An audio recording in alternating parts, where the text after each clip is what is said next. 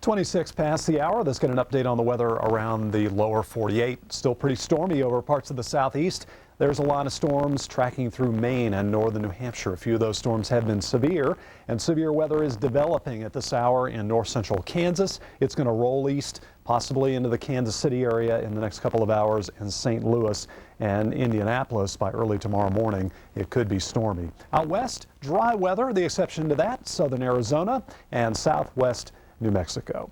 Here's Monday's outlook. Let's talk about more hot weather in the east from the New England region to the mid-Atlantic in the 90s. Severe storms are possible overnight, beginning around Kansas City, sliding into the lower lakes and Ohio Valley region tomorrow afternoon. Windy for Texas, the east slopes of the Rockies, the Plateau, pop-up thunderstorms coming your way in the Four Corners from the White Mountains of Arizona up through the southern Rockies. Well, let's get some detail now on the forecast maps. Let's go to the early morning hours. We'll find low pressure sliding east, and it could produce severe weather and flooding rains from near St. Louis up to Quincy into Indianapolis. Even though it's fair weather at this hour, by the early morning hours it could be rather stormy, and severe storms are not out of the question.